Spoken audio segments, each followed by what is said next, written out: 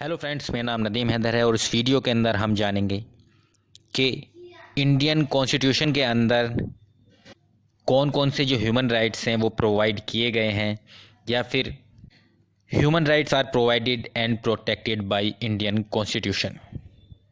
तो आइए स्टार्ट करते हैं।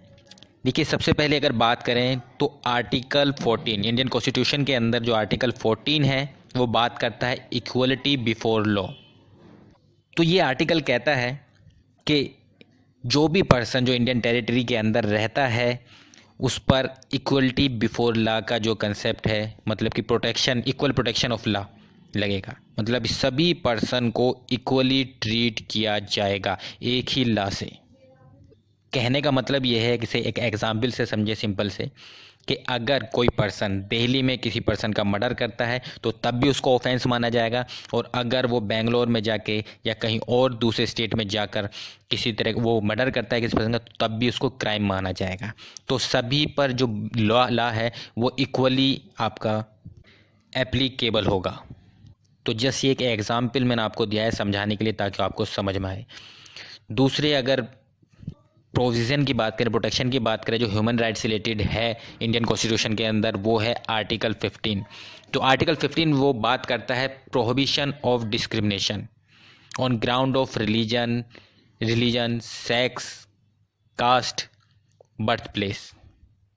तो ये आर्टिकल जो है यही कहता है कि जो स्टेट है इंडिया जो है वो किसी भी अपने सिटीजन के साथ किसी भी ग्राउंड पर, मतलब कि ग्राउंड दे रखे हैं religion, race, caste, sex, birth place, या इनमें से कोई से भी किसी भी आप पर कोई भी डिस्क्रिमिनेशन नहीं करेगा अपने किसी भी सिटीजन के साथ, और ना ही किसी सिटीजन को इन सभी ग्राउंड पर, मतलब ओनली किस ग्राउंड पर, खाली रिलीजन के ग्राउंड पर, रेस के ग्राउंड पर, या फिर कास्ट, या फिर सेक्स, या फिर बर्थ प्लेस ऑफ बर्थ, या इनमें से कोई से भी उनके बिहाफ पर जो है किसी तरह की उनके साथ डिसेबिलिटी या फिर कह सकते हो रिस्ट्रिक्शन नहीं लगाई जाएगी, या किसी तरह की कोई कंडीशन इम्पोज नहीं की जाएगी इन बिहाफ पर।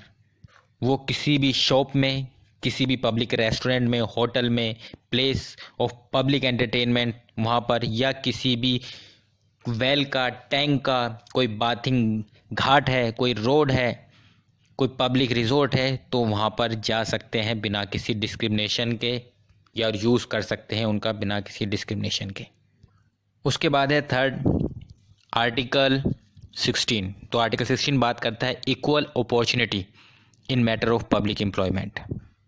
तो इसके अंदर यही है कि सभी को जो इंडिया के सिटीजन हैं उन सभी को इक्वल अपॉर्चुनिटी मिलेगी एम्प्लॉयमेंट की या फिर अपॉइंटमेंट की, जो भी ऑफिस स्टेट के अंडर में है।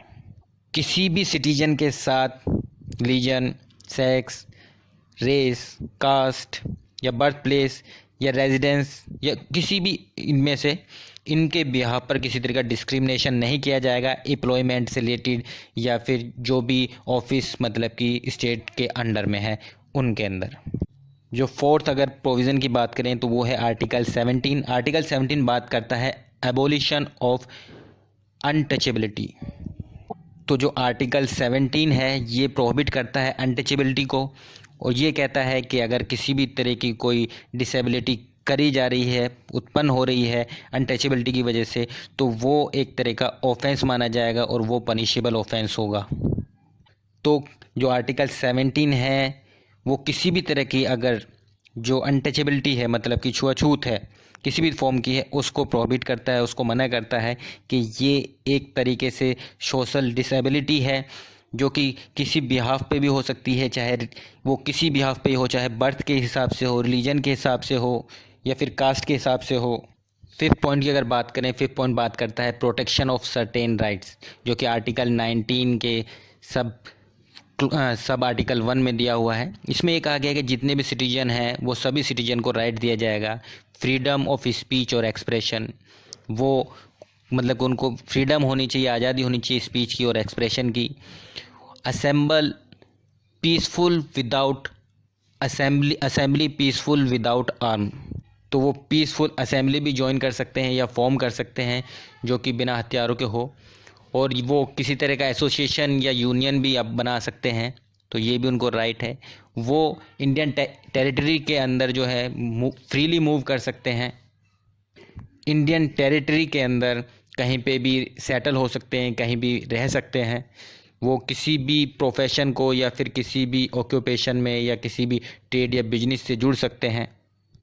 तो देखिए, इन राइट्स में मैंने कुछ राइट्स के बारे में आपको बात करा। जैसे मैंने कहा कि फ्रीली मूव कर सकते हैं, बिल्कुल मूव कर सकते हैं, पर अगर कोई पर्सन सपोज करिए किसी को जेल हुई है, किसी को इम्प्रिजमेंट की सज़ा मिली है, कोई ऑफेंस किया है, तो उस केस में ये उसको अप्लाई नहीं होगा।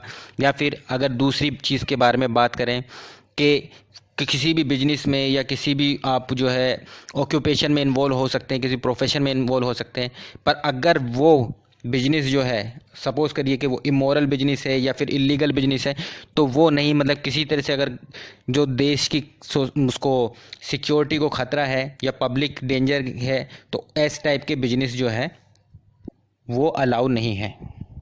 उसके बाद 6 पॉइंट की अगर बात करें तो 6 पॉइंट बात करता है आर्टिकल 20 की, जो कि protection in respect of conviction for offences. तो इसके अंदर यही चीज़ कही गई है कि कोई भी पर्सन किसी ऐसे ऑफेंस के लिए कन्विक्ट नहीं किया जाएगा, उसको कैदी नहीं बनाया जाएगा जो कि उस टाइम पर जो लॉ इन फोर्स है अगर उसमें वो उसका वॉयलेशन नहीं करता है या फिर उसमें वो ऑफेंस नहीं दिया हुआ है। अगर जो इन्फोर्स लॉ है उसमें कोई ऐसा वो एक्ट ऑफेंस दे रखा है, तभी उसको कन्विक्ट किया जाएगा, तभी उसको जो है कैदी बनाया जाएगा, तभी उस पर केस चलेगा। और इसके साथ साथ उस ऑफेंस के लिए जो उसने ऑफेंस किया है, अगर वो ऑलरेडी है जो मतलब जो लॉ इन फोर्स है उसके अंदर दिया हुआ है, तो उसके लिए जो भी पेनल्टी उसमें दे रखी है वही पेनल्टी दी जाएगी। ऐसा नहीं कि उससे ज़्यादा पेनल्टी दे दें, तो ऐसा नहीं होना चाहिए।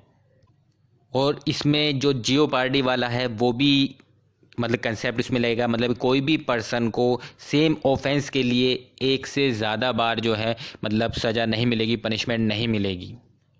और साथ साथ किसी भी पर्सन को जो उसने ऑफेंस किया है उसके अगेंस्ट जो है अपने मतलब कि वो विटनेस बनने अपने अगेंस्ट ही, तो उसको कंपेल नहीं किया जाएगा, फोर्स नहीं किया जाएगा कि वो अपने खिलाफ ही वो गवाही दे। अब बात करते हैं 7 पॉइंट की। तो 7 पॉइंट बात करता है आर्टिकल 21 की, जो कि है protection of life and liberty. तो किसी भी पर्सन से जो है उसकी लाइफ या उसकी पर्सनल लिबर्टी वो नहीं छीनी जाएगी, एक्सेप्ट उन केस में जो प्रोसीजर दिए गए हैं, इस्टेब्लिश किए गए हैं लॉ के द्वारा। इसमें साथ साथ ये भी आएगा आर्टिकल 21 में कि अगर सपोज करिए कोई किसी पर्सन को ऐसी पनिशमेंट नहीं दी जाएगी बहुत ज़्यादा जो टॉर्चर्स हो या बहुत ज़्यादा क्रूअल हो, ऐसी पनिशमेंट नहीं दी जाएगी। ऐसी पनिशमेंट अगर दी जा रही है तो ये अनकॉन्स्टिट्यूशनली कहा जाएगा ऐसी पनिशमेंट को। तो अगर आज देखें हम आईपीसी के अंदर जो सेक्शन 303 है उसको हटा दिया गया है इसी चीज़ को ध्यान में रखते हुए। हाँ, अगर कोई पर्सन कोई ऐसा क्राइम करता है जो बहुत ही सीरियस नेचर का है, तो उसी केस में सिर्फ जो उसको जो है ऐसी पनिशमेंट दी जा सकती है। 8 पॉइंट की बात करें तो 8th पॉइंट जो है वो बात करता है आर्टिकल 22 के सब आर्टिकल 1 के बारे में, जो कि protection against arrest and detention in certain cases. तो उसमें यह है कि किसी भी पर्सन को अगर अरेस्ट किया जाएगा तो उसको अरेस्ट करने से पहले या डिटेन करने से पहले, जो उसको कस्टडी में ले जाने से पहले उसको इन्फॉर्म करना पड़ेगा, बताना पड़ेगा कि उसे किस बिहाफ पर, किस वजह से, क्या चार्ज उसके ऊपर लगा है, क्यों उसको जो है अरेस्ट किया जा रहा है। और उसको ये अधिकार मिलेगा कि वो लीगल प्रैक्टिशनर जो है वो अपनी चॉइस से मतलब उसको सेलेक्ट कर सकता है ताकि जो उसको डिफेंड करें। और जिस भी पर्सन को अरेस्ट किया गया है या डिटेन किया गया है कस्टडी के अंदर, तो वो 24 घंटे के अंदर जो भी नियरेस्ट मजिस्ट्रेट हो उसके सामने उसको पेश करना पड़ेगा।